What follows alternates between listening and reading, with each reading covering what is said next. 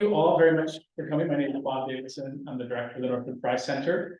And it is a great pleasure to have you here for our first reading of the year. We've had a few academic lectures, but this will be the first reading.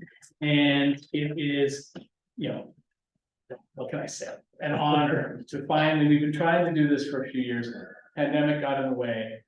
I'm really glad that we could make it happen today, especially thank you to Christian Abasade for helping push this along and to get George in Toronto in the room. Thanks, George, for coming back after you bolted there for a second. As you all know, maybe some of you don't. George Lovell, fellow of the Royal Society of Canada, he gets a lot of emails. Professor of Geography at Queen's and visiting professor in Latin American history at the Universidad Pablo de Olavide in Sevilla. Central America, Guatemala in particular, has been the focus, the regional focus, much of his research. In 1995, the Conference of Latin American Geography honored him with the Carl O. Sauer Distinguished Scholarship Award, and in 2018 with its Preston E. James Eminent Career Award. He's got 16 book titles to his credit, several of them pertaining to Guatemala's troubled past and the country's continuing present woes. And just reading the news this past week, things sort of continue to be tumultuous there. I'm really happy that you can come and read from this book. Which printing is this, George? This is the fourth edition. Fourth edition of Beauty That Hurts, and it really is a pleasure. Thank you, George, for coming, and please help me and welcome George. Well, thank you very much, Roberto. We go back all the way to Bob's graduate days at Queen's University. And the old Spanish and Italian, which is now the Spanish now, I think it's called cultures, languages, and literatures, one of those great dean jobs, Yeah. Disassemble the languages and put them all in a catch-all. Okay, well, thanks again for the invite. And I didn't do that hard to get, did I? No. Bienvenidos. Gracias, sorry. Pase.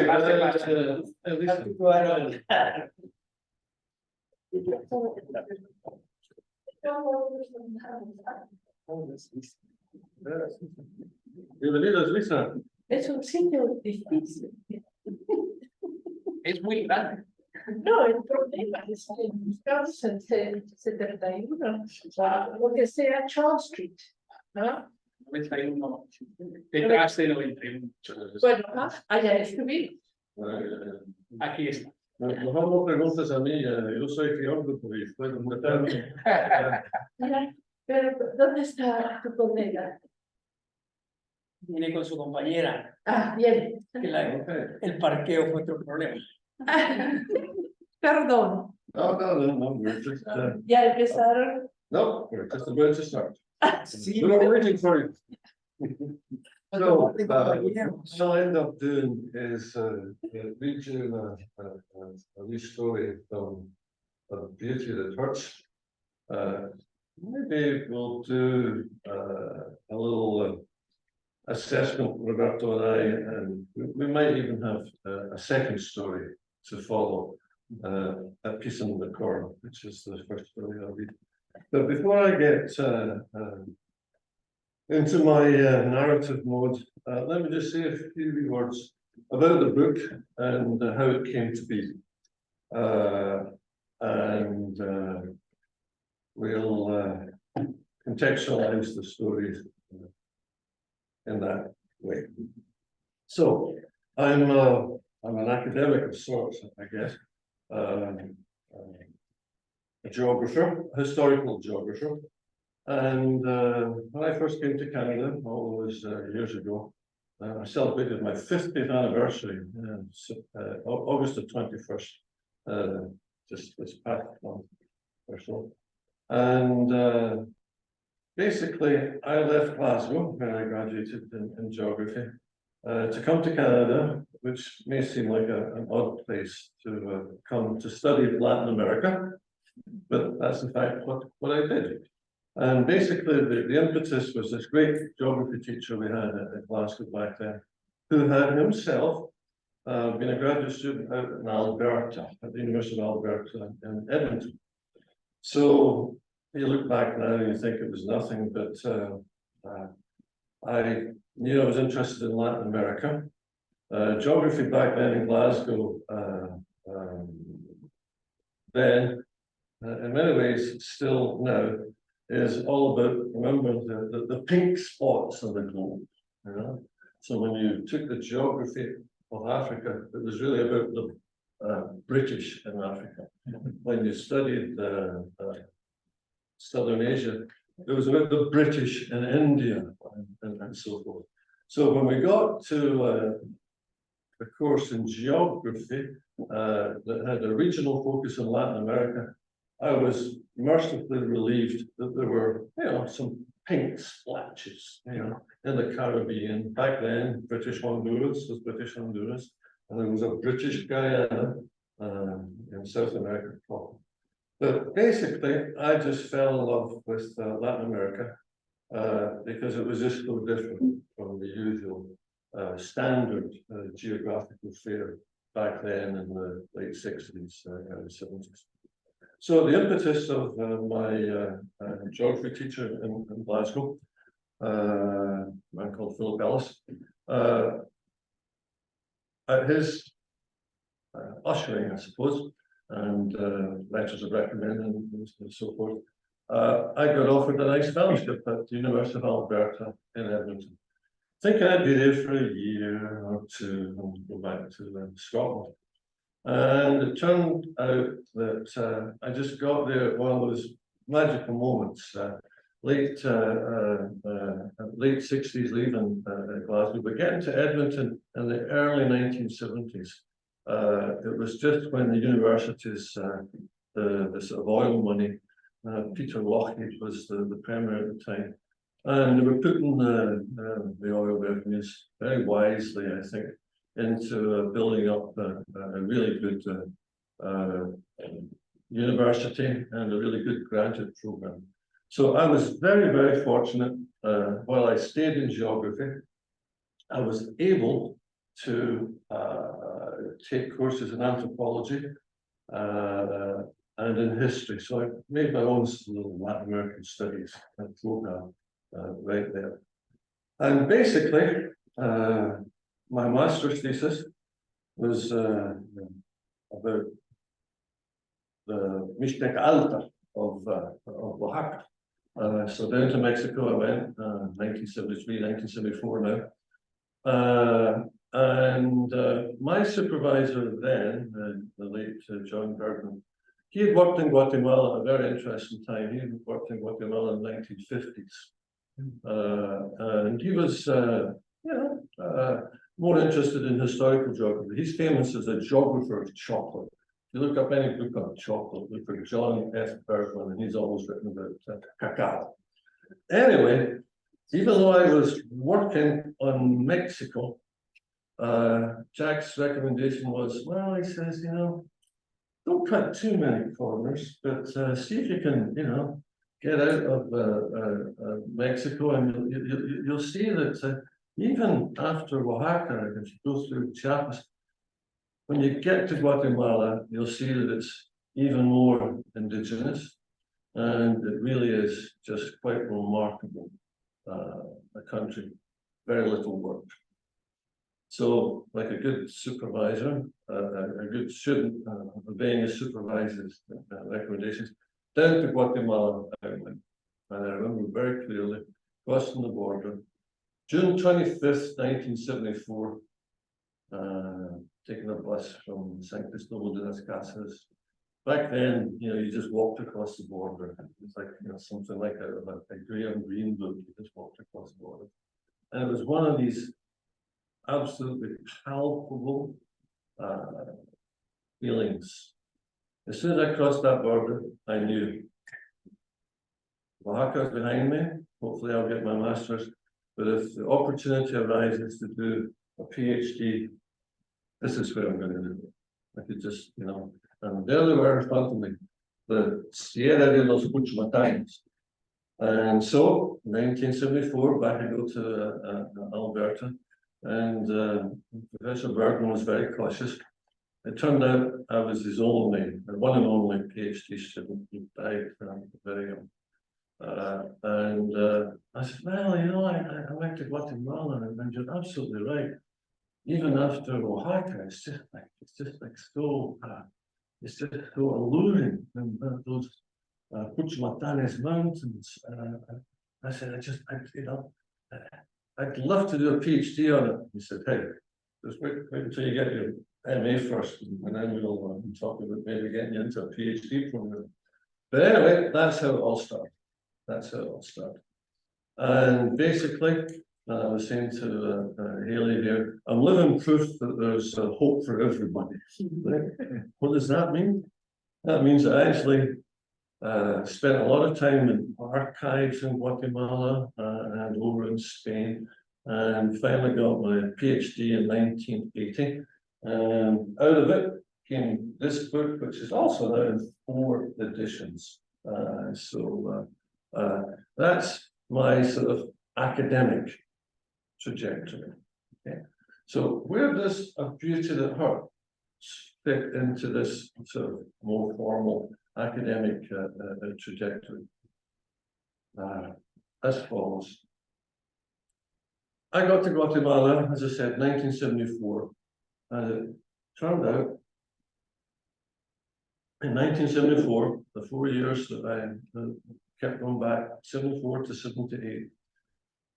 As we look back, there were years of quiet and a sort of political lull before the storm, meaning that there were no problems traveling about, and no sort of armed presences in the towns, villages, or the capital city for that matter. And during those 4 years, as I say, 74 to 78, I worked away at my PhD, and left 78 to go back and write up my dissertation. And just as I left to go, like a good geographer, walking through the Cuchimatanes, I was in a wee town called Magdalena, right up against the Mexican border. And the bus drops me off, and he said, well, I'll toot the horn and take you back to where we can go in the morning. He said, no. I said, no. I'm walking. I'm going to walk to San Miguel of Catan, and I'm going to walk to San Mateo de Catan. He said, well, you can't. He says, there's army up there chasing guerrillas. So this was May of 1978. So if you know a little bit about Guatemala, that was also the first massacre in Panzosh. That was in May 1978. And so basically, I left Guatemala 78, soon after the Panzosh massacre, and walked through parts of the Cuchimatanes as I'm reading these 16th, 17th, 18th century documents in the archive.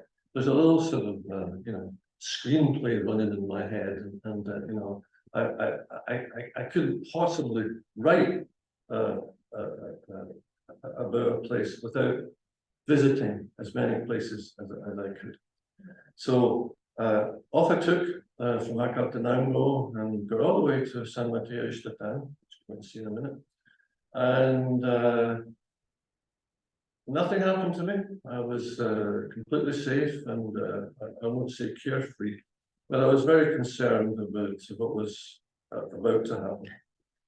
And when I went back in 1980, basically the war had been simmering away ever since the overthrow of Arbenz, talking about that in a minute, in 1954. It flared up again, 1980. But still I kept on going back, 1981.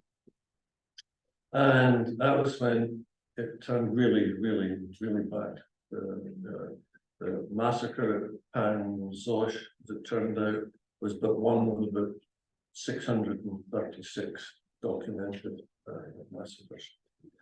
So I thought to myself, well, fine, I've written a PhD, I've managed to get a job at Queen's University. Again, I was saying to Haley, again, I'm living proof on that front too, because I got hired at Queen's on a 1-year non-renewable position in 1979.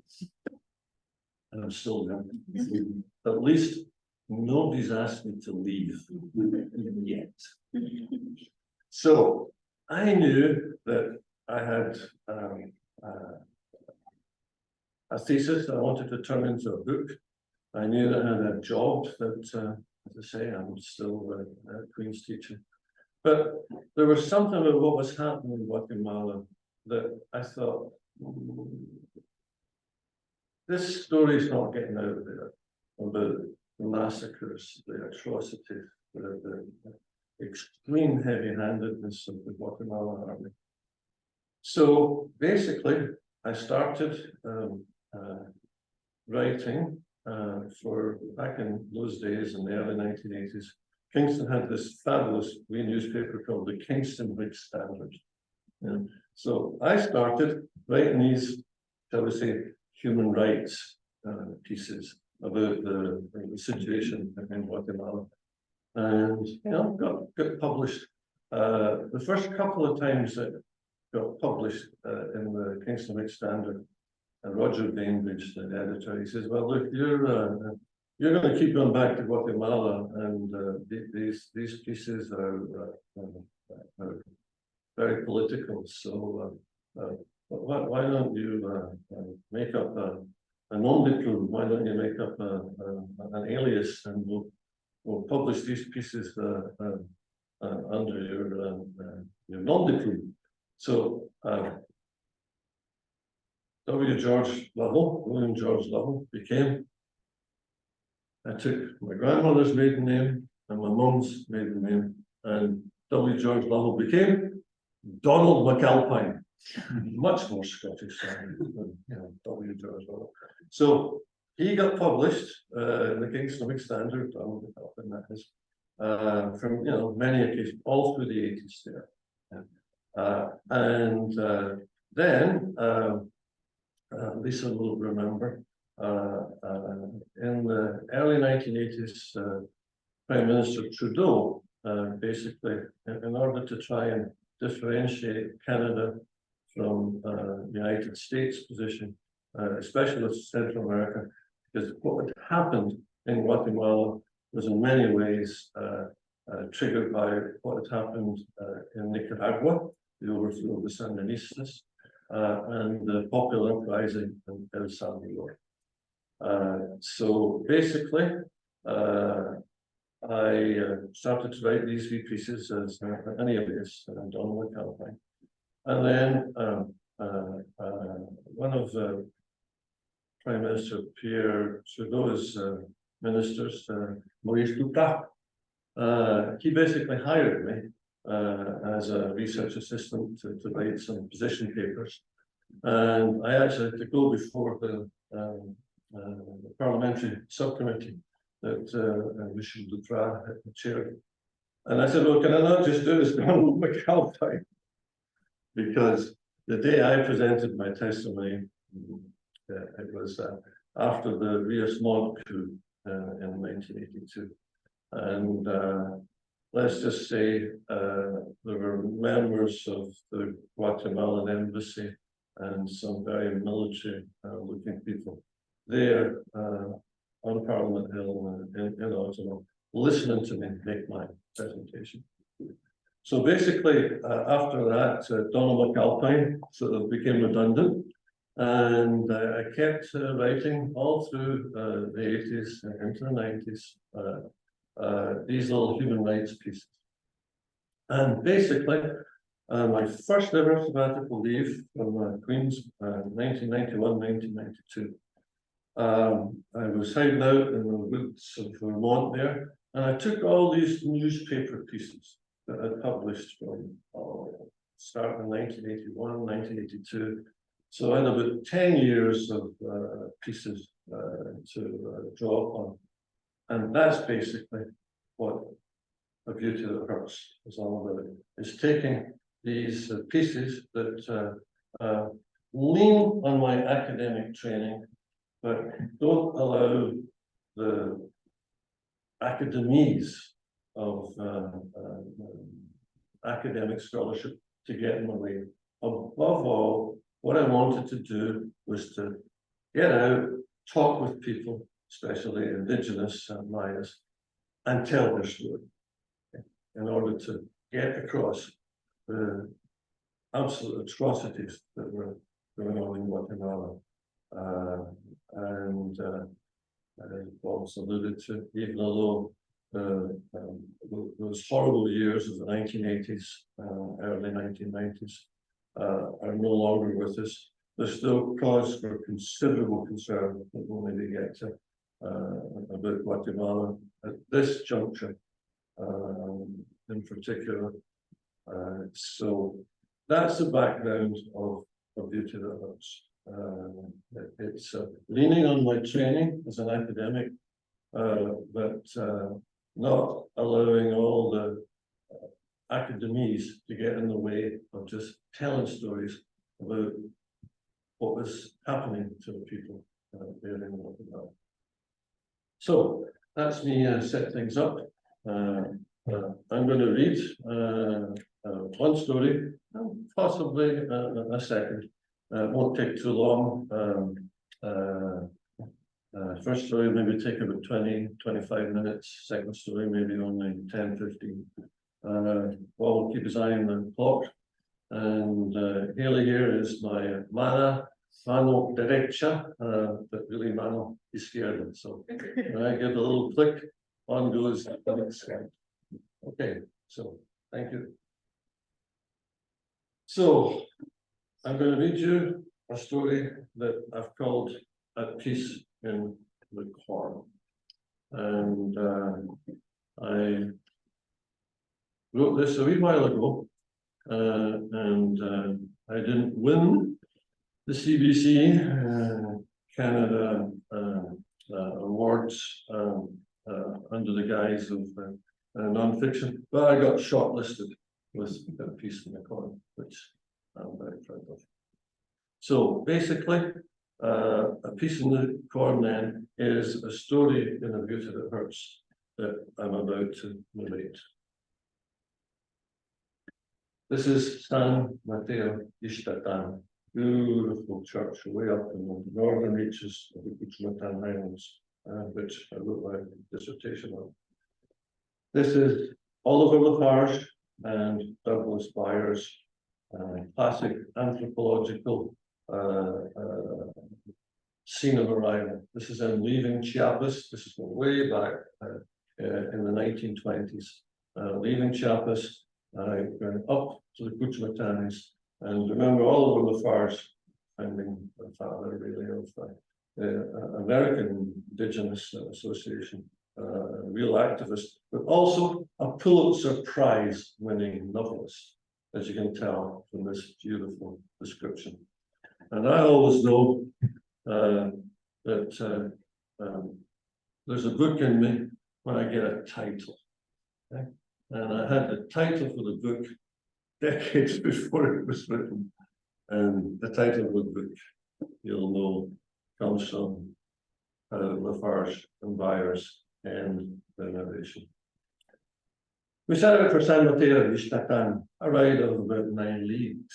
We climbed the side of a long, high ridge, followed it, and then came into a shaggy, rugged country of fine, tall pines and uncanny live oak groves, fog, cold, wheat sheep, very Indian looking Indian. The clouds hove in and out of huge firs. We had a glimpse of Tibet-like houses. Then the clouds shut down and the rain began. A tall black cross came out of nowhere, and we began to descend. On our right, close at hand, the other side of a new valley rose like a wall of emerald green pasture land, seen through a shifting film of cloud. We climbed the hill just enough to get back into the mist and entered San Mateo, getting glimpses of roses and shingle-roofed houses. The place was mournful with rain and a constant rush of water. But we felt our health and spirits revived. And all that country was so beautiful. It hurt.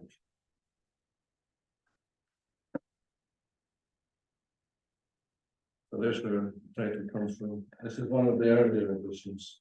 I think this is like a collaboration between Toronto's Between the Lines and the University of Texas there in Austin.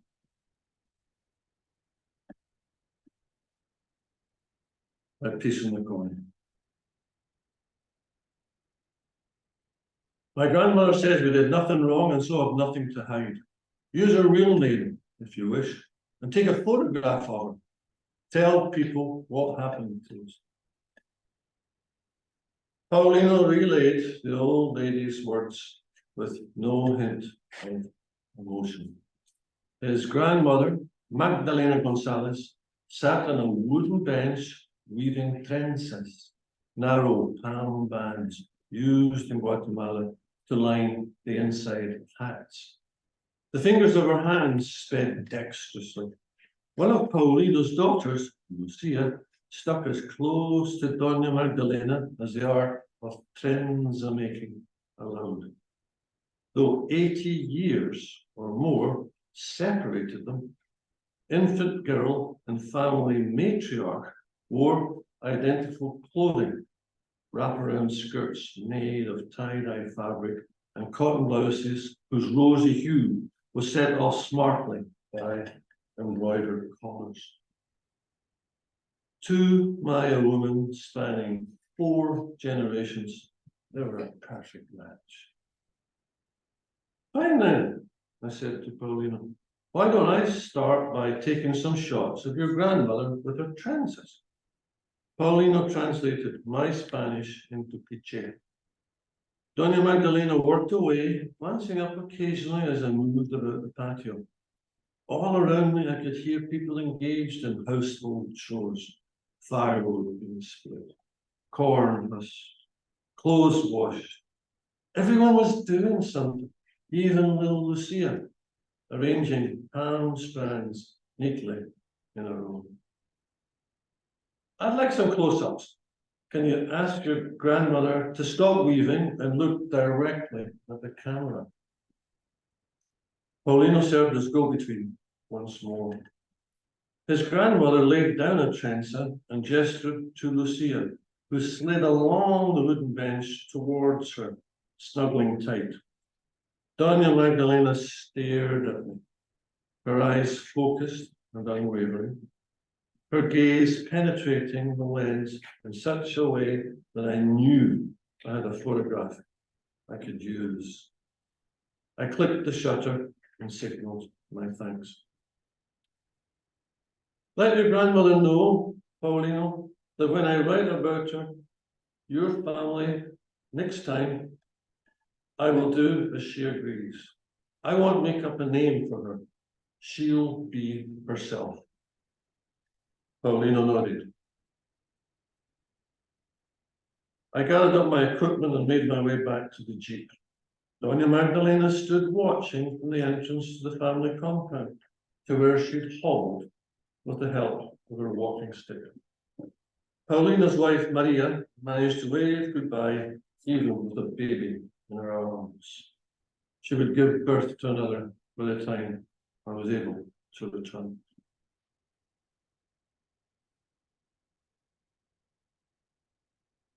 The story of Doña Magdalena is a story of untold thousands of indigenous Guatemalans.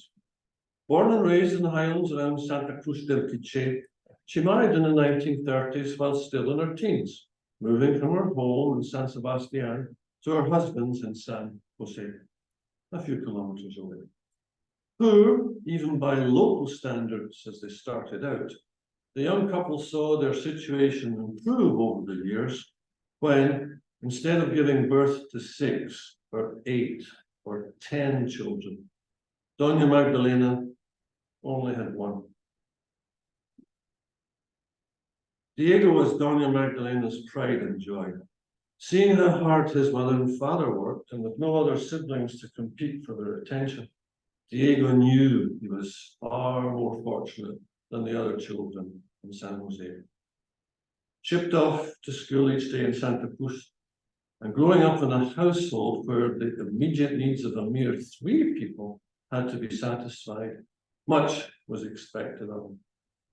Favorable family circumstances, though, never spoiled him. He learned to read and write, but not at the expense of knowing how to work the land. For Diego became a good farmer who well understood that the 10 acres his parents had sweated to own was an asset not to be squandered. In the 1960s, he got involved with Catholic Action, Acción Católica, whose development initiatives he was able to channel to the betterment of San Jose. A school got built, running water installed, and a road constructed that linked San Jose more conveniently to Santa Cruz. After the earthquake struck in February 1976, Diego was the one who rallied the villagers and coordinated efforts to restore the ruined church. He emerged as a community leader, respected by most, but not by all. For there were some in San Jose jealous of Diego's success, scornful of his industry and energetic ways. That guy's just too big for his boots. The children that his parents never had, Diego had for them, 4 boys and 3 girls. Though the presence of more mouths to feed taxed family resources, Diego labored to ensure that his offspring had the same opportunities he had received, the rudiments of an education, foremost of all. What a family of 3 now enjoyed had to be shared among the living. Survival, not prosperity, was the Diego. With Diego at the helm, there was enough to make ends meet until the repression hit. His social conscience and concern for the community as a whole made him an easy target. In the fear-filled years of the 1980s, Diego's Catholic action was construed as communist subversion by neighbors who simply did not like him. Rumors began to circulate, fueled by the bitterness of envy. During the worst of the killings in 1981 and 1982, Diego thought it best to leave San Jose and hide out in Guatemala City. He was in the capital when word reached him that the Civil Defense Patrol in San Jose had murdered his father for refusing to reveal Diego's whereabouts. When Diego returned home to deal with the matter, the Civil Defense Patrol pounced and killed him too. Doña Magdalena and Diego's wife were widows. His 7 children, Paulina, the second oldest, was barely 11 at the time, without a father. They were victims of a civil war perpetrated in the guise of anti-communism. A civil war in which unarmed civilians like Diego and his father were the bulk of some 250,000 casualties. It would be a decade before Doña Magdalena summoned the resolve to tell me her story. I first met Doña Magdalena while working with a colleague on a documentary film series about countries in crisis, for which Guatemala was chosen as a pilot study. We got to know her through a mutual friend. By then, Paulina had assumed the role of breadwinner, staying on in San Jose to look after his grandmother as he and Maria started a family of their own. In 1995, I published a book with a version of the events that had befallen Doña Magdalena, believing it prudent not to disclose her true identity. After a peace accord was signed in 1996, by the Guatemalan government and guerrilla forces that had fought for 36 years to change a brutal social order. Human rights initiatives launched by the Catholic Church and the United Nations encouraged people to speak out, even if no guarantees could be made for their safety. It was then that I got back in touch with Paulino to see if he would talk with his grandmother and seek her approval for me to narrate what took place in San Jose without resorting to pseudonyms. Her agreement enabled me to feature Doña Magdalena under her own name in a new edition of my book.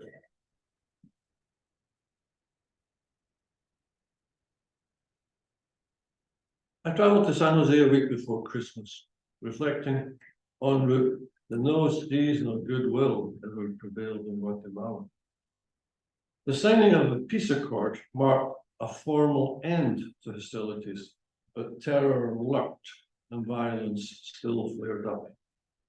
Bishop Juan Gerardi, who headed the Catholic Church's investigation into the causes and consequences of conflict, had been beaten to death 2 days after he presented a report that attributed the majority of killings during the war to the National Armed Forces, with civil defense patrols organized and controlled by the military also implicated. If a high-profile figure like Gerardi could be eliminated and his assistants, his assassins allowed to escape justice, then ordinary citizens like Doña Magdalena had to be on the lookout, had to be wary.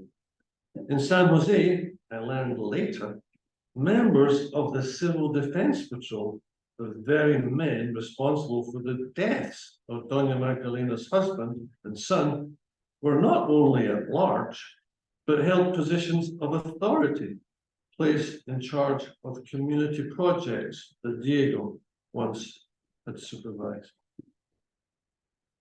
Arriving unannounced, I walked along the trail that led from the school towards the family compound. A dog barked as I drew near. 2 children peered from behind the line of washing to see who was approaching. I recognized little Lucia, who had not grown much in over a year. She ran to fetch her father.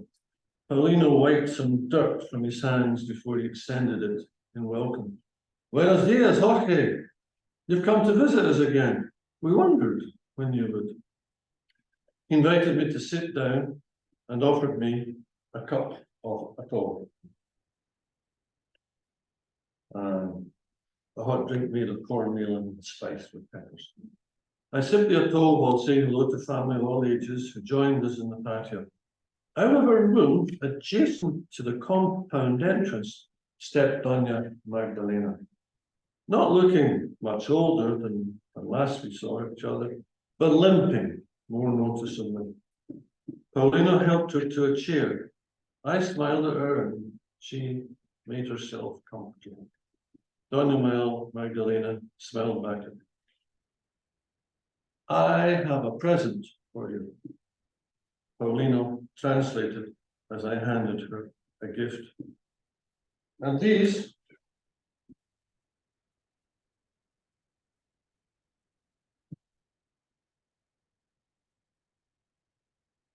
are for you to share among the children, I said to Paulino. The bag he took from me I had filled with crayons, notepads, candy, and chewing gum. A couple of youngsters rushed to Paulino. Doña Magdalena, meanwhile, held the small package as if she didn't quite know what to do, looking at it quizzically until Paulino's wife helped her undo the wrappings. It's a book, I said. A book with photographs for you to look at. Since neither woman could read, not least in English, I took the book and opened it at the section containing photographs. I pointed to the image on the upper right of the first page. Es la abuela! Paulina's wife exclaimed, "Es la abuela con Lucia!" The youngsters, dipping their hands into the bag, had given Paulina scurried to the mirror's side to see for themselves. Their shouts brought more children gathering around. Doña Magdalena joined in with their own cries. Then she fell silent, examined the photograph below one of herself, Lucia, and let out the loudest cry of all. "What's she saying?" I asked Paulina. Beneath the image of Doña Magdalena and her great-granddaughter was a photograph of Rigoberta Menchú, a Maya woman who in 1992 was awarded the Nobel Peace Prize for her work as a human rights activist. It was Rigoberta's testimony before any fact-finding missions were feasible and revelations about atrocities widely known that alerted the outside world to the horrors of civil war in Guatemala. Doña Magdalena brandished the book over her head. "I won't be as famous," she declared in a voice tinged with sadness, "but people will see me in a book with Rigoberta Menchú and know that we shared the same experiences."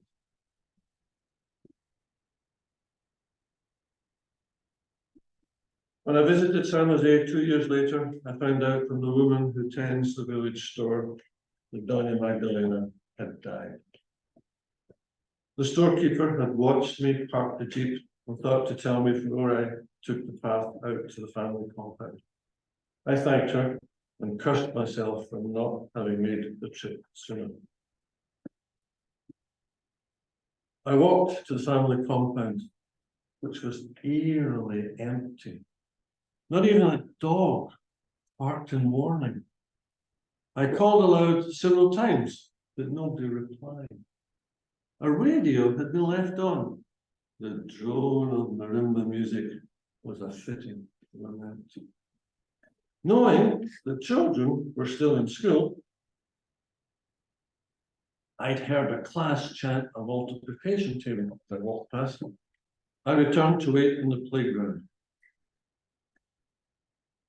During recess, I asked the teacher if he could help me identify one of Paulina's boys or girls. "I've been out to the house," I explained, "but no one's home. I'd like to pay my respects.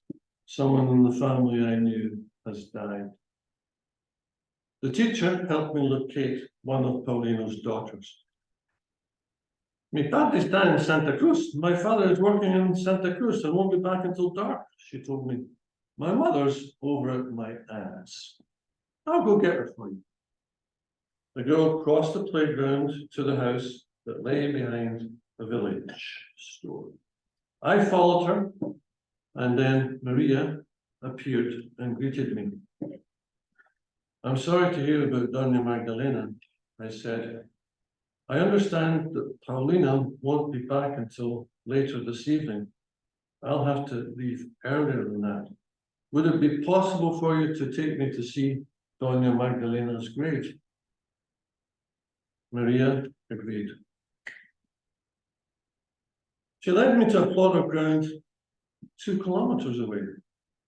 The family had buried Doña Magdalena not in the local cemetery where the killers of her husband and son one day would be, but in a clearing we walked to through fields of towering corn.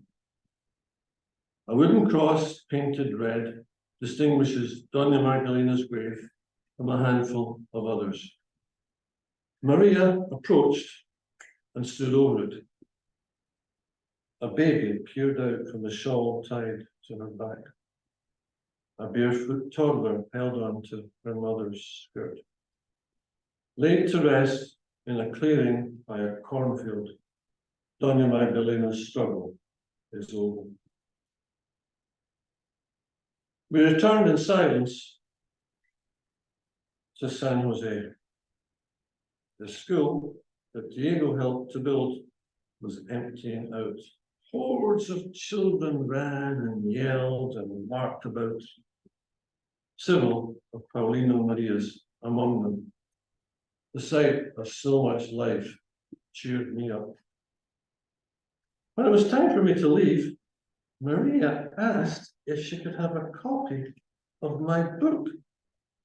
Fortunately, I thought to bring one along with me. Here you are, Maria, but remember, I left a book with Doña Magdalena when I passed through a couple of visits ago. We all admired the photograph of her, sitting next to one of your little girls. Maria looked at me and said, El libro está en la caja, Jorge. Está en la caja con la abuela. The family had buried Doña Magdalena with the book.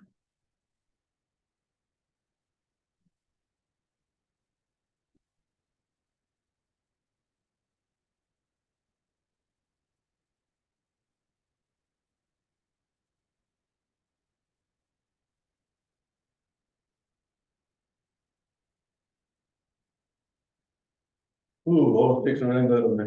Yeah. Um, George, I think I'm gonna ask you to go to the next story. If anyone has to leave, it's like a 5 to 10 minute story. If anyone has to go, it's almost 5 o'clock, so if anyone has to go to the train or anything. basically, I know this is a very somber story. And this, story I'm about to narrate, is, shall I say, a little antidote that allows you to know that despite all this tragedy, there's still an absolutely tremendous, marvelous sense of humor to the survival of Mayas in Guatemala. Yeah, that's right. Okay, thank you, Henry. So just the one slide to start with. Yeah, that's fine. Just hold it right there. The T-shirt parade. Leonardo Buchchiroy doesn't quite look like the Maya Indian he truly is, at least compared to the exotic images that we passengers who arrive at Aurora Airport in Guatemala City. It's his clothes that do it, especially the T-shirt, which hangs loosely over a pair of jeans and gives his outward appearance a distinct otherworldly dimension. The words on the T-shirt are familiar, but a bit disorienting.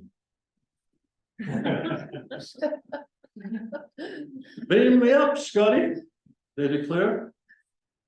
How many Maya Trekkies are there in Guatemala? Beats me, but I spotted and spoke with at least one. Leonardo from San Jorge La Laguna, a Cachical community lying off the road halfway between Solola and Panachel. That's him there. Look down at San Jorge from the Mirador or viewpoint, which cars and buses stop at, so their passengers can behold the majesty of Lake Atitlan, still beautiful despite the ravages of modern tourism.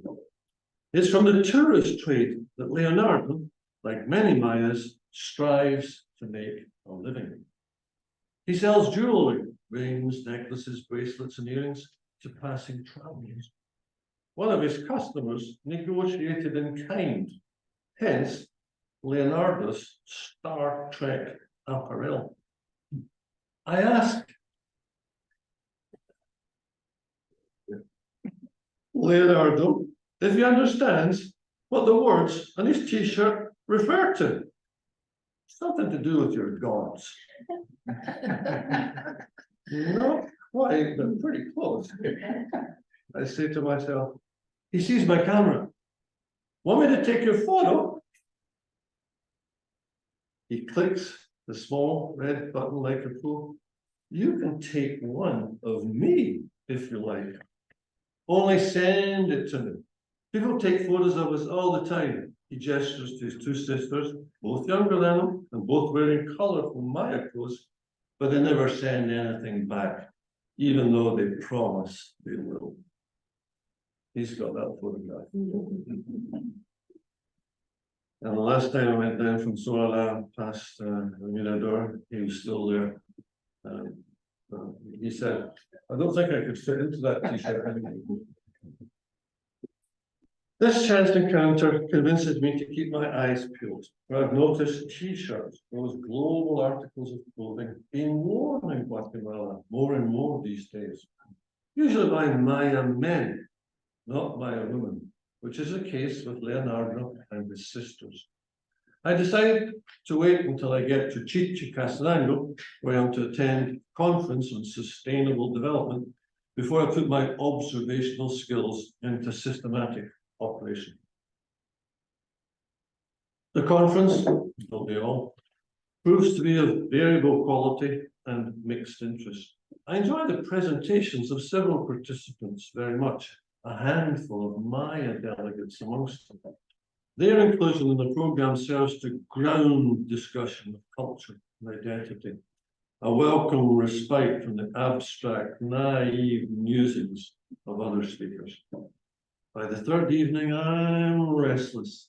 The following morning, I decide to spend my time not listening to academic papers, but exploring town instead. A huge billboard on the way to Chichicastenango, advertising cigarettes, labels the place the mecca of tourism.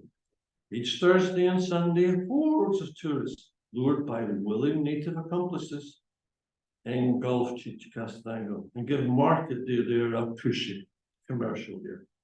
I find Chichicastenango at its enigmatic best the day before market is held, when the locals may be readying the place for imminent invasion, but when the town feels much more relaxed, the hustle and hype less obvious. I walk a few blocks from my hotel to the church, choosing not to enter by climbing up the front steps, but by skirting around them to a side doorway that leads to the courtyard of the former Dominican convent.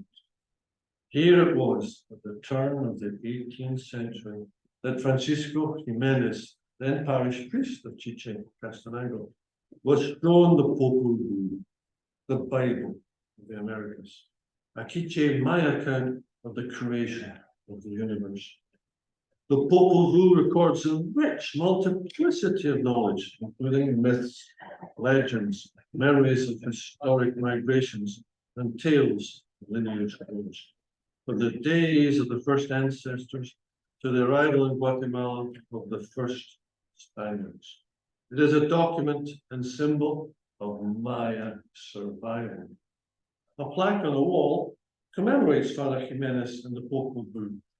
After I read it, I pass from the courtyard into the church through a side entrance. It takes my eyes a few minutes to adjust to the dim, crepuscular interior. I notice a group of people gathered beneath the statue of the Virgin to the left of the main altar. Mother and daughter are dressed in huipiles, dexterously woven Maya blouses, and thick wraparound skirts. They have brought armfuls of flowers with them to demonstrate their devotion. A man I take to be husband and father lights candles and burns incense while mumbling a prayer in Quiche. Smoke from his offering hovers above the huddled assembly. I move closer to get a good look at the t-shirt he's wearing. On it, the flag of the United States flies above a military convoy. Beneath the stars and stripes are the words, Operation Desert Storm. These colors don't run. The man's facial features, the high cheekbones, the hooked nose, the flat, broad forehead, could have been lifted from a stele at Quirigua. I check my watch, 8:15. Time for breakfast. I'm on my way to La Fonda de Chichola, a restaurant on the upper floor of a building with a commanding view of the central plaza. As I'm eating breakfast, a loudspeaker starts blaring. The voice belongs not to an evangelical preacher, of whom there must be thousands in Chichicastenango alone, but to a used clothes vendor. Ropa barata, 2 piezas por un quetzal. Ropa barata. Cheap clothes, 2 items for 20 cents. Cheap clothes. I traced the sound of the sales pitch to a white Dodge van parked by El Calvario, the Indian chap that sits across the central plaza from the church of Santo Tomas. Curiosity takes me there after breakfast. The vendor, about 18 years of age, turns out to be an enterprising young Ladino from Guatemala City. He sports a long-sleeved Doobie Brothers t-shirt from a tour whose slogan must have been taking it to the streets. I ask him about his business. He tells me that used clothing enters Guatemala in bulk from the United States, flowing into Guatemala City from Miami. His contacts allow him a share of the delivery, which he loads up and takes to the streets, not only of Chichicastenango, but other towns also. There's lots of, as he says, and lots of customers too, I comment, observing a number of people picking their way through the vast piles laid on the ground on sheets of plastic. Sure enough, there's plenty of t-shirts in today's batch. The vendor, who sips a 7-Up, even though his baseball cap declares a preference for Coca-Cola, reaches with a microphone inside his van. His sales pitch becomes somewhat more refined, broadcast with a subtle hint of solidarity. Para nuestra gente de pocos recursos, ropa, 2 piezas por un quetzal. For those of our people with limited resources, clothing, 2 items for 20 cents. On my way back to my hotel, I watch an army patrol move along 6th Avenue. A clock strikes 10. I count 13 soldiers, all of whom look Maya to me. What kind of t-shirt are wearing under their combat fatigues, I can't make out. I clean up and go back to the conference, wondering when my next t-shirt encounter will be.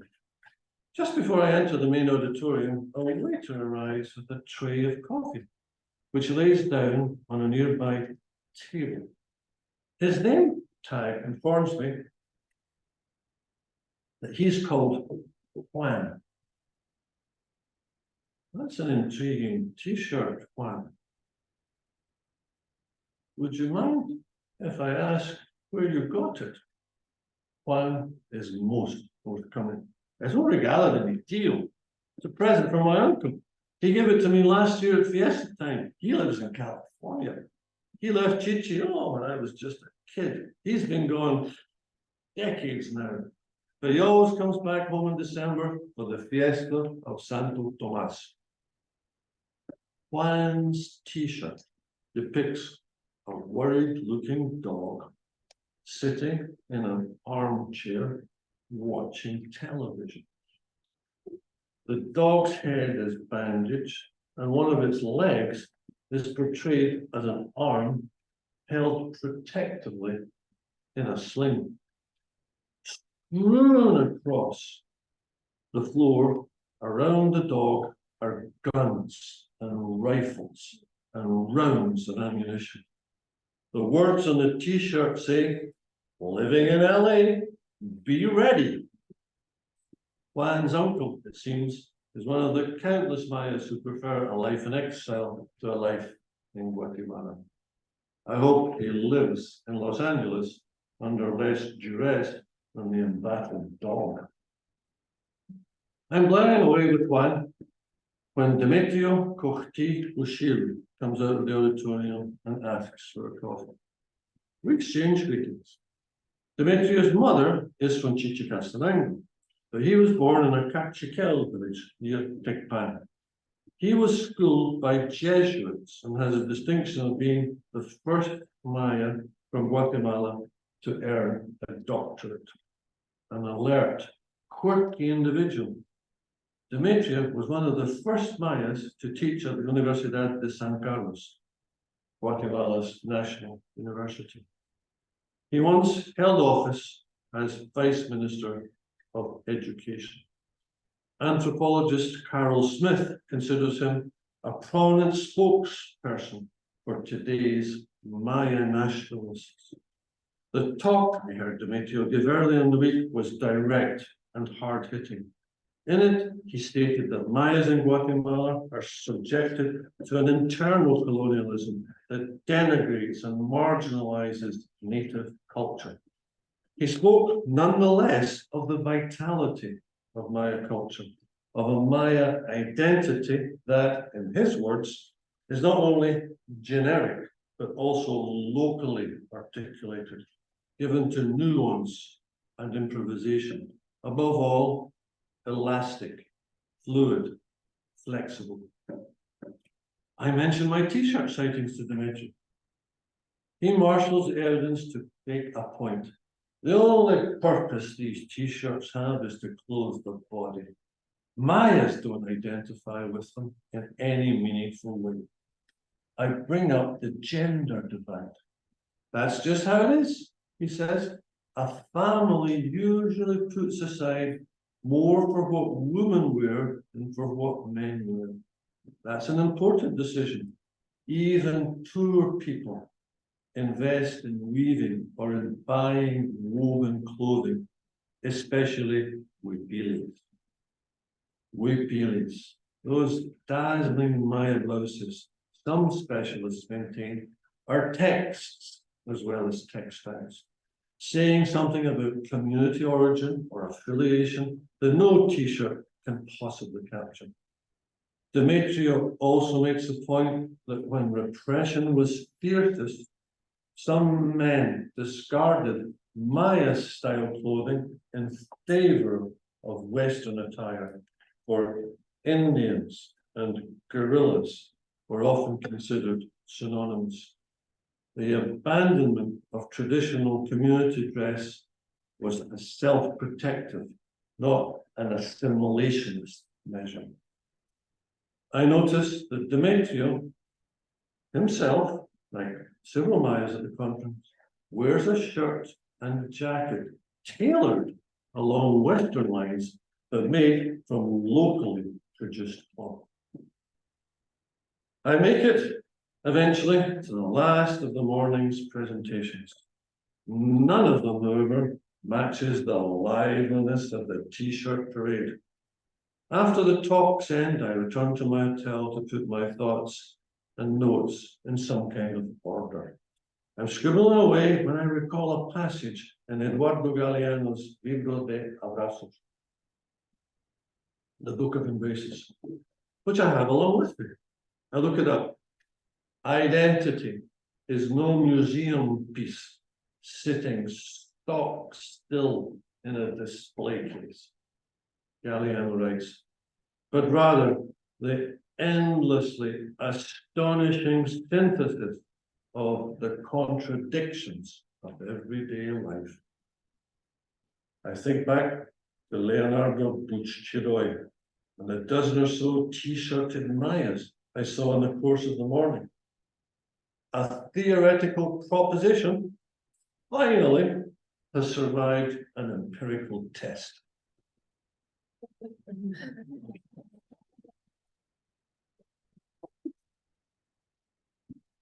Thank you very much, George. That was wonderful. Those two great pieces from a really great book. I think we've got some time. If anyone has to go, by all means, sneak out. But I think we take some comments, questions, or complaints. Does anyone have any? I have a first edition. Okay, hold on to That's great. Thank you for coming, Lisa. Nice to see you. Yeah, oh, And well done with your book, Lisa. Just, yeah, I found out about this at the last minute. okay, well, good to see you. Bye-bye. Ciao, ciao. Your sunglasses. Take your sunglasses. Oh. And that's, There you go. okay. Okay, Okay. ciao, ciao. That's good. Hello, I really enjoyed this film, thank you very much. I was wondering if you had shown these photographs in a different platform or outside of your books, because they're just really poignant. Yes, no, there's been a couple of occasions to show them at conferences, and I show them in class with the students at Queens, and when I go on an invited talk. In fact, I get a nice invite to Dalhousie. So the show's on the road to Dalhousie 2 weeks or You're going the wrong way. Oh, yeah. But no, it's usually, and this time last year, I got a nice invite to Temple University down in Philadelphia. And it was part of their Hispanic month. They do a Hispanic month. So it usually goes over well. And at the Temple talk, it was very interesting. You know, I actually sort of spotted you listening attentively, which is nice. But at the Temple talk, I could spot this young woman at the back. That, you know, she just had this sort of I won't say frown, but she was like she was, you know, listening to the first story particularly. Yeah. And it turned out she was from the Keepsake. And so she said, no, that's really good. That what you've done is honored your contract with the people. You said your job was to get the stories out, and so you have.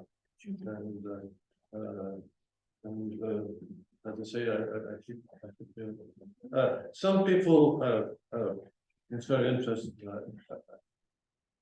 Bob said, knowing the sort of sobriety, if you like, time for sobriety of the first story, he said, "Have you got that wee T-shirt story?"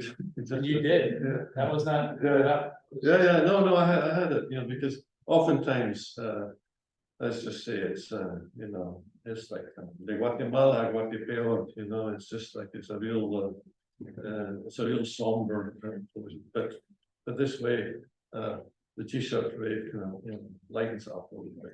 But it's also, you know, as I said, part of the same reality, very much. Well, what you said too about the contract, or the photographic contract, like you think, like you mentioned in the story, how many times people go and ask to take photos and then never send things along, right? No.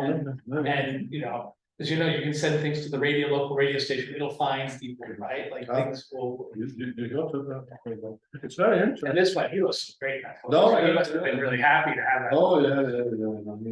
He's just a youngster. It's taking a wee while. Yeah. But back to what you're saying about, you know, the gift of return. Well, here's an instance coming from, you know, telling a story. And I'm just, again, I mean, all I'm doing is trying to be a responsible and faithful documentarian and you know, tell what he said. And that's what he said. He said, take a photograph of us if you like, but send us one. You know, people do it all the time, but nobody sent anything back. And if it's the same, looking at somebody with a kind of funky beam me up Scottish T-shirt. In many ways, the same thing applies to the academic world. I mean, for instance, I mean, I've done very well getting my PhD and turning it into a book, but the repatriation of knowledge is very much like the non-repatriation of photographs back to the Mayas whose presence is there. And so one of the things that's very important, and one of the research institutes that I've been affiliated with since inception, this is Wendy Kramer, my dear friend, colleague, and co-author to your left there. It's called the Centro de Investigaciones Regionales de Mesoamérica. And basically, well, actually, they've got an amazing photographic archive. It's all about repatriation. But what Sarah started out as is taking those doctoral dissertations that, have been published in English and getting them into Spanish by way of a return to the people whose documents or whose testimony have resulted in yours truly and lots of others getting a nice, comfortable job off of their labor and their endurance. Any other questions or comments? Yes, please.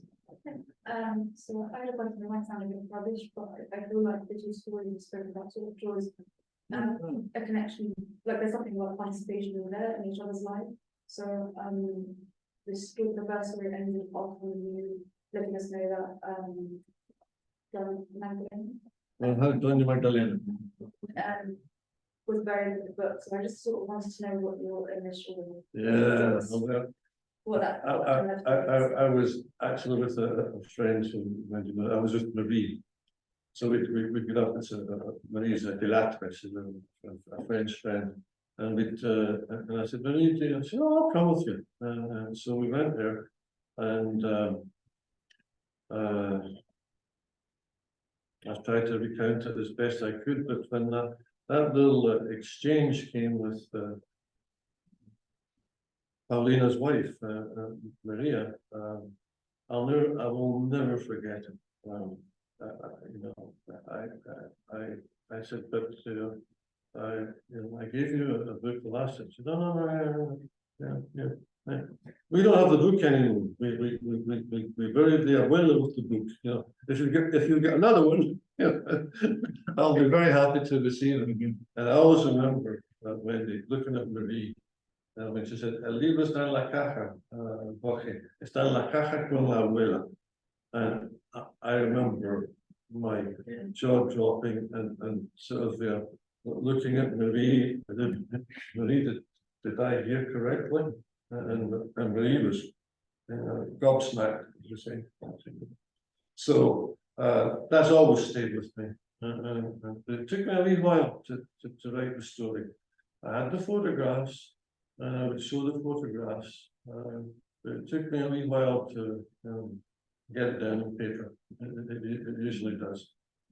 And the title of the book, like I said, I had it in one of my anthropology prof at the University of Alberta is Ruth Groon, who's still on. You hear her in Fiction Quarks. You hear it on the CBC still. She was basically had this enduring love of Guatemala that she passed on to me. But I just remember just shaking my head and wondering if I had actually heard correctly. Question. Oh, sorry. Go ahead. Yeah, he was one of the organizers. Talk. Thank you very much for your excellent. You're another one I spotted. I saw you laughing away there. I said, I'm not minding myself. I am Nawa, and I find a lot of similarities with my culture, and it's so well written that it transported me to my home in English. It was very weird. Has never happened to me before. oh, really? Yeah, and even the no so Oh, yeah. I tried that. There's one mimic a microphone, Yeah. I don't know. It just happened. Yeah, they do the no to sound louder. I don't know. It's very funny, but when you mentioned that Doña Magdalena died, and I saw the picture, I already knew that the book was, You In the think box. yeah, that, like, yeah, a lot. it makes sense, because like that's a very common practice, like we take the grave, like very, forgotten.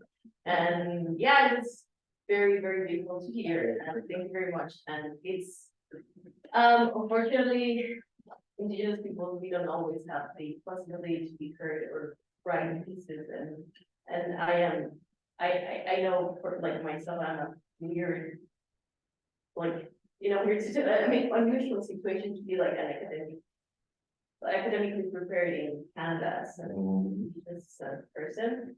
And I think that more Indigenous peoples could have the chance to write more about their own stories, but I know that's Yes, yeah. always not possible, so I appreciate that you're an ally. Yeah, and, like I said, it took very well, and but there was just this conundrum, if you like. I just like, I mean, I knew I was well, going to get a PhD out of it. I didn't know I'm going to get a job out of it, but I did, and so yeah.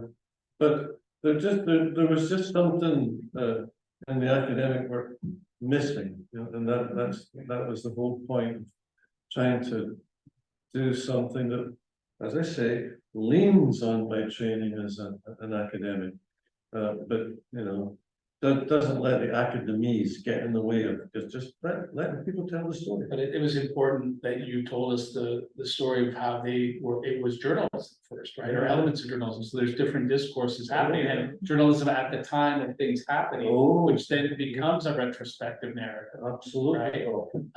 And then becomes an oral presentation, right? In order to honor the memories of people, and just having that juxtaposition with Rigo F. Chu, right? Sort of the ground zero of testimonium in our field, right? In literature and narrative and things is pretty powerful to have those images. And I'm sure that journalistic editors also, push you out of academia. Are there any other questions or comments? Yeah, Christian. Thank you, George. It's great. I mean, I read the book more than once, but it's nice to hear it in your voice, and it's better than the audiobook. Oh yeah, that's right. But what I was going to say is that it relates, I think, to a couple of the other questions, right? Of being a channel that projects the voice and the experiences of the Maya people in Guatemala. And I know the stories, the book was written for perhaps an audience outside of Guatemala. Yes. But I wonder to what extent, and whether this has come up, whether there's an audience also in Guatemala itself or in Latin America itself, and in Spanish. And whether maybe you haven't written it in Spanish or had it translated, but had the opportunity to share these stories in Guatemala to Guatemalans, and how how the work might be received, then, but also now. Yeah, very good point. What can I say, Christian? I've grappled with it for a good long while. And at one time, one of my graduate students, I've got all my field notes, I've got all my notebooks, and I even have the newspaper clippings, that I've got those. But I didn't have them all, and so I actually got one of my graduate students to go to the Emmerich, so the newspaper archive behind the part of the National Library. And I've had two people approach me, both Guatemalans, about translating a book, and they've actually done test chapters, and I am still,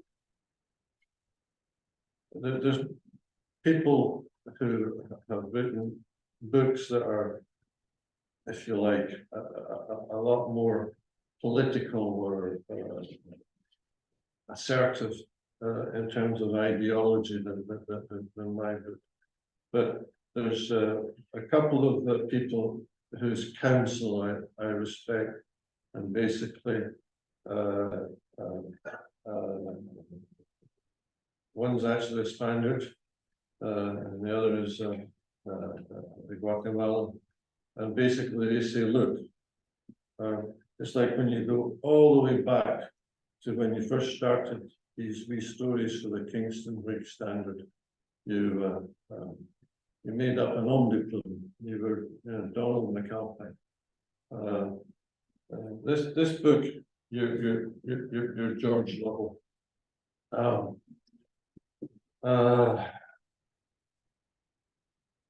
If, as is clearly the case, you want your situation with Guatemala to continue, in other words, keep going back year after year, best that it not appear in Spanish, just in case. I'm pretty sure, like the folks at that hearing with Michel Duprat in 1982, you know, they know who I am. But the two folks I'm thinking of basically say, don't make it easy for them to deny you entry upon arrival. I usually just say I'm here as a tourist, you know, I'm not, you know, I'm just there as a tourist, get my visa, I get my 90 days, and then off I go. But that's where I sit, and I actually have sat for some time. I'd love to see it. Una belleza que duele. It sounds quite nice in Spanish, and it's my metaphor for the country. But I don't know. I don't know. It would be wonderful to see it in Spanish, and certainly lots of people ask about it in Spanish.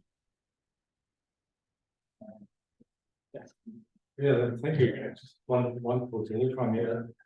I wonder if you could certainly update me with regard to the present situation in Guatemala and how it's affecting your friends. I mean, there's something, I believe there's an election going on. I believe there's, not sure if it's over yet. There's a daughter of Rios Montt, one of the candidates, the daughter fundamentalist, whatever, you know, that.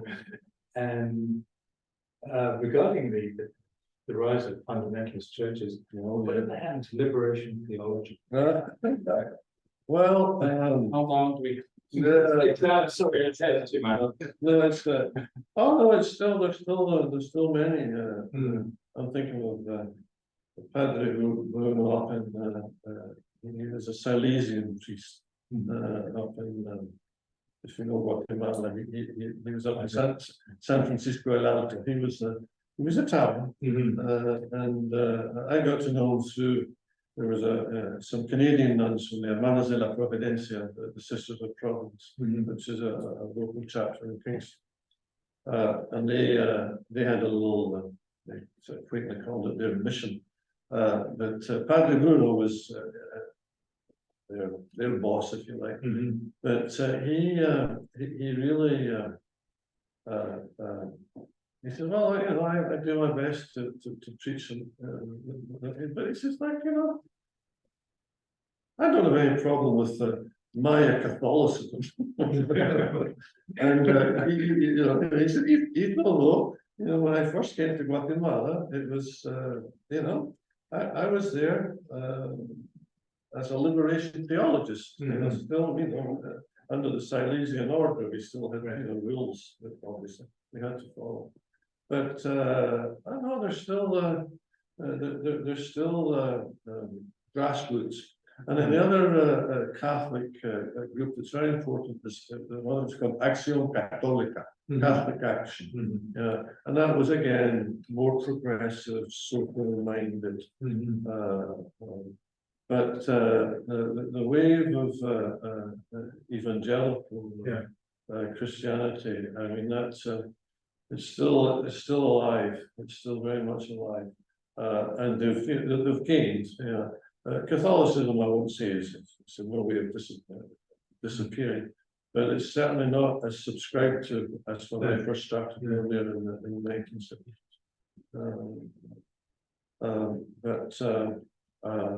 The present situation is actually very, very complex. Graham, I know, follows it very closely. Wendy too, so jump in and certainly correct me if I don't get this right. But the Research Institute that's responsible for taking the PhD and put it into Spanish. I mentioned this, the Centro de Investigaciones Regionales de Mesoamérica. So I've been affiliated with it since its foundation. Two Americans, Christopher Lutz, William Swayze, who stayed with it all through the lean years, the difficult years of the 1980s. So Sierra is still alive and well. And I was asked to be a member of the board. I guess in the aftermath of the Peace Accords, 1996. And so I was a board member of CIRMA for about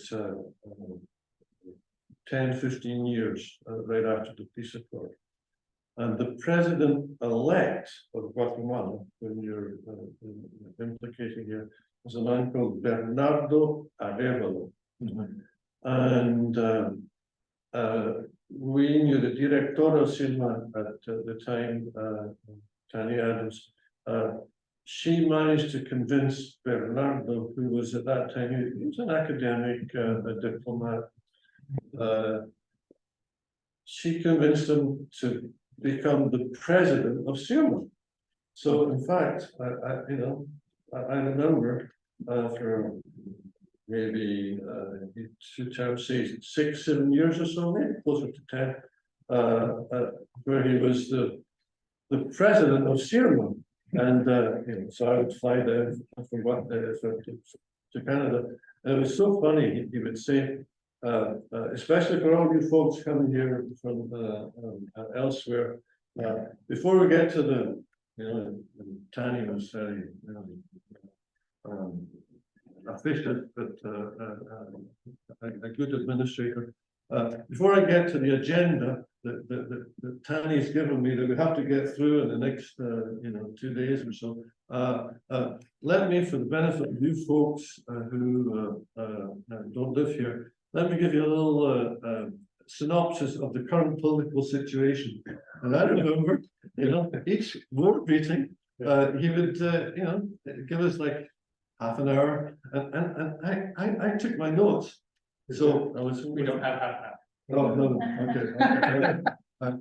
I was with Wendy, that was last August, wasn't it? Yeah. So just, I mean, and there was Bernardo there in CIRMA, and look at this lovely photograph of his arm around us. And I said, Bernardo, do you remember when you were on Senor Presidente? And this is before the first round of the election, so we had no idea who would actually be in the runoff. We had absolutely no idea that he would win, and is, I hope, on January the 14th, the president of Guatemala.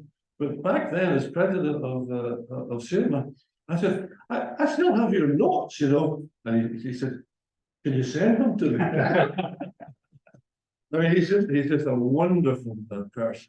And in the same, his father was the president, the only democratically elected president of Guatemala, 1945 to 1951, 6 years.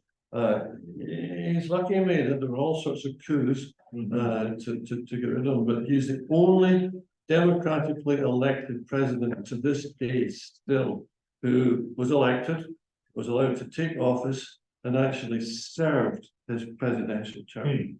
So my hope is that against all odds, the gang, the Pacto de Corruptos that are basically against them and who are very powerful,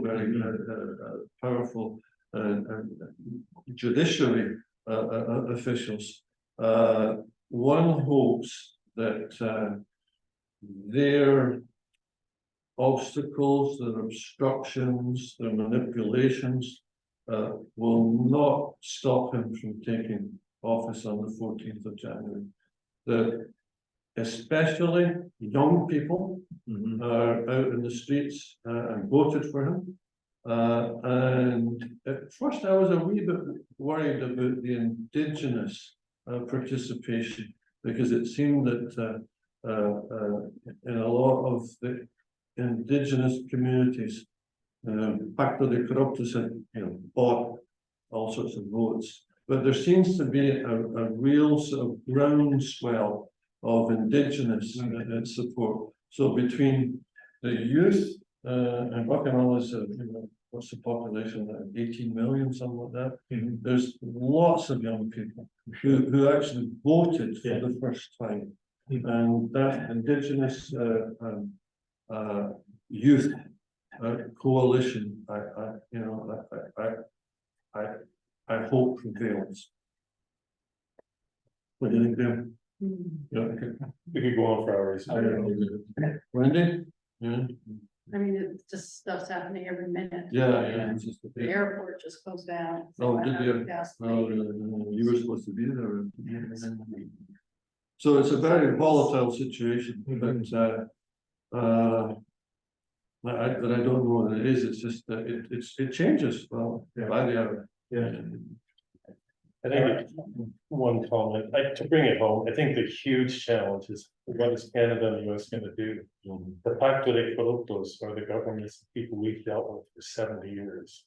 They are the economic, political, and military elites. And they have been our business partners and our political partners. And the US has underwritten that military for 70 years since the coup in '54. Will Canada and the US and the World Bank and the so-called international community really pressure the corrupt, the entire corrupt apparatus to step back and let democracy take office for the first time in 70 years? Or will we just sort of wash our hands and go, there was nothing we could do, and then come January, get back to business as usual, whether it's mining or whatever? That for me is bringing the story back north. We have to bring the story north because we're deeply connected to this 70-year history of including the repression of the 80s, particularly the US. You showed us a connection to the immigration crisis before. So Where did it come from? Why are people fleeing? They don't want to leave. I think most of them love to stay. No. No. Announcement on October 20th of this year, there was Marco Castillo is involved in the organizing of an event at 7 p.m. at these, where? 720 is Padina 720 Spadina is the Workers Center. and Worker Center, Worker Action Center. Workers Action Center, and it'll be 7 p.m. on October the 20th. And there'll be a full presentation about all of these issues. That's good. But the focus will be connecting 1944 and 54. The only democratic period that George is referring to, and the father of the president-elect. The elections are over. Elections are all over. We know who won. And so it's the son of the president from 1944 to 50. And so they're going to connect the dots with what was that vision then? What got crushed in 54, and what have they been crushing ever since through till today? And what does the new party represent significantly to the Guatemalan people? So I don't know how to do any follow-up. People can get in touch with me at Rights Action. RightsAction.org. info@rightsaction.org. Okay. Email me or the website. And we're announcing this event that Marco Castillo and other Guatemalans are involved in. We can send a message out to the people who registered. So I'll get back to you through George. Yeah, absolutely. All right. We thank all of you. I'd like to thank all of you for coming, all those at home for attending. And thank you very much for sharing. All right.